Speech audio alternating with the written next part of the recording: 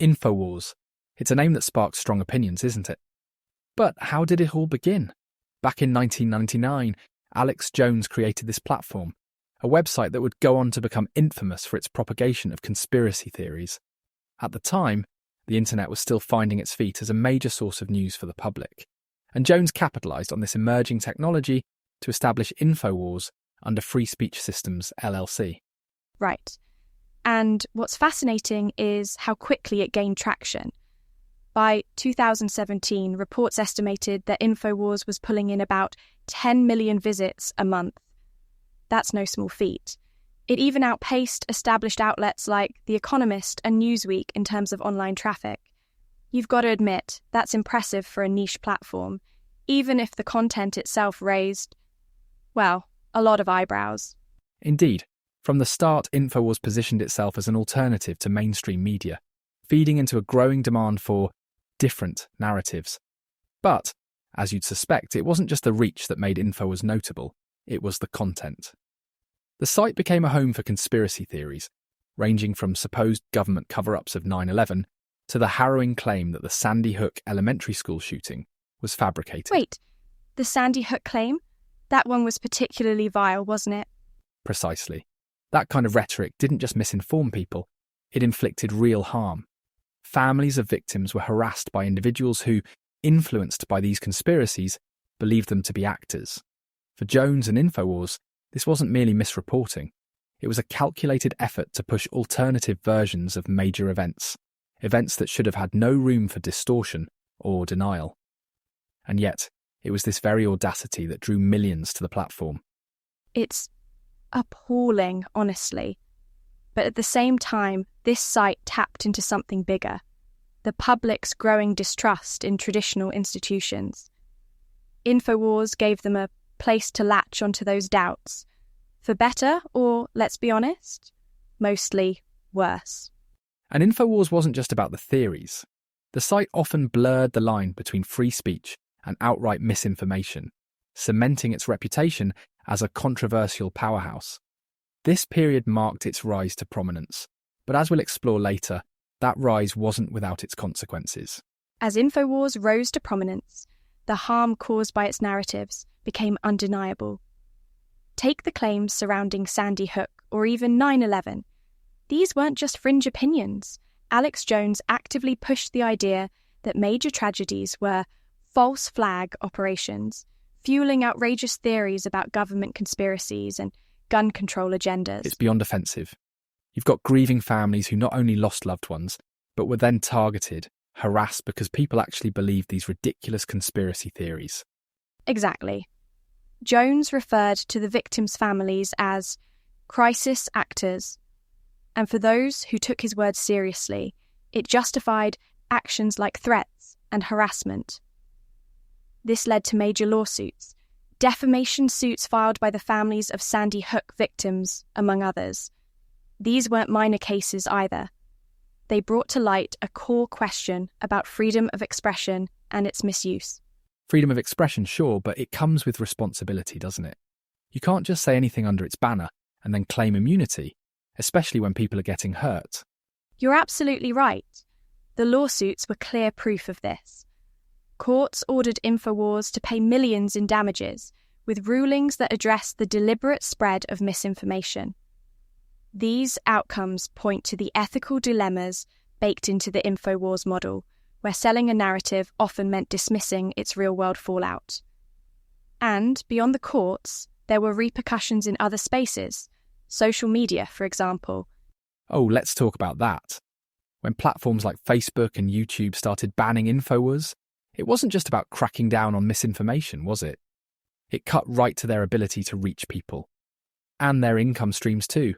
Indeed. The removal came about due to repeated infractions, such as hate speech and targeted harassment. These bans effectively stripped Infowars of its primary way to disseminate content. Given how much of its growth relied on digital platforms, losing that reach dealt a serious blow to both its audience size and its financial stability. Can you imagine the scramble? It's almost like dominoes falling. They're banned from one platform, and suddenly everyone else follows suit. No Instagram, no Pinterest, no Apple. The echo chamber they created couldn't survive without those amplifiers. It's ironic, really, considering how much they preached independence from mainstream anything. Yes, and this wasn't just about shutting down hate. It showed just how entangled these systems are. Removing Infowars highlighted the power of companies to enforce digital boundaries while simultaneously exposing the challenges of moderating such a vast online ecosystem. But more importantly, it served as a societal response to the exploitation of free speech for harmful gains. And let's not forget, even as the legal and economic pressures mounted, Jones and Infowars kept doubling down on their rhetoric. All those legal battles we talked about had a devastating impact. By 2022, Infowars wasn't just losing its reach, it was facing financial ruin.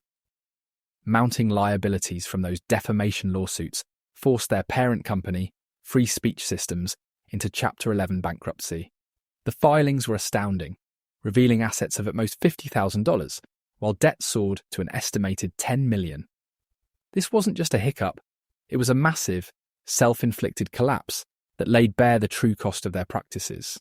You know, when you look at it, it's almost poetic. A platform that thrived on chaos finally succumbing to its own, well, chaos. But what happened next was something I doubt even Alex Jones could have predicted, right? Indeed. By 2024, Infowars' assets were on the auction block. Global Tetrahedron, interestingly enough, the parent company of satirical outlet The Onion, placed the winning bid. Their plan? To shut down Infowars temporarily and rebrand it as a satirical platform.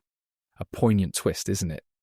A tool of misinformation transformed into a parody of its own excesses. Oh, that is rich. But also, what a signal.